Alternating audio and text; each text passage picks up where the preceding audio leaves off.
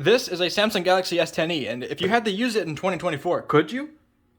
Yes, you could. This phone has a Qualcomm Snapdragon 855, which is actually a pretty reasonable chip even today. Some mid-range phones actually still use this today, so it's honestly not that bad of a chip. The only major downside to this phone, I would say, is the lack of software support. Unfortunately, this device is stuck on Android 12, which actually isn't really the end of the world. It does not receive security updates either, which kind of sort of is, but not really. As long as you don't do anything super suspicious or weird, then you should be fine. This phone has an Adreno 640, which is actually also still pretty decent in 2024. It's also got a 1080p display, pretty standard for the time. 6 gigs of RAM, which is actually pretty good still. Honestly, everything about this phone is just pretty good still. And I actually use this phone pretty much every day, almost as much as my main phone, which is a Galaxy S21 Ultra. And to be honest, I can't really tell an overall basic speed difference. Just when in general using both phones, I can't really tell a major difference between speed. Now there's definitely a difference when it comes to loading games such as this Game of Thrones game right here. That takes about 20 seconds longer on this phone, and some of these other games take about 5-ish seconds.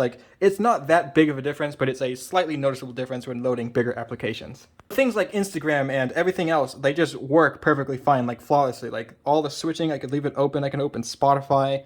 It opens perfectly fine. It works. There's no lag really. I mean, you can see that was a little slower than standard, but otherwise, I mean, this phone, even with all these social apps, all these apps, all kinds of different apps, they all work perfectly fine. Everything about this phone just works. Even the camera, you can't really tell through my camera, but this camera is honestly great. You can see the details and everything on anything. This camera, honestly, I use this sometimes in my videos, and you can't really tell a difference between this and my standard recording on the S21 Ultra. It's just a really good camera. Even the front camera is not bad.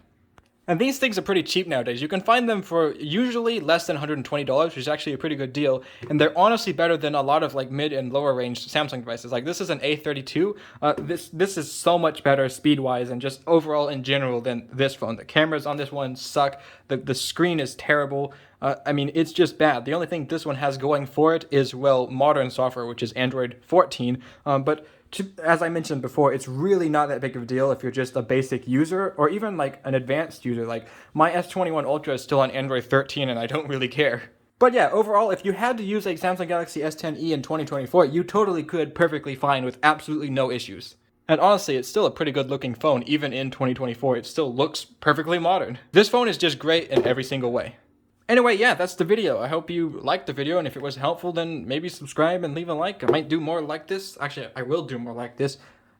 Yeah. Linus.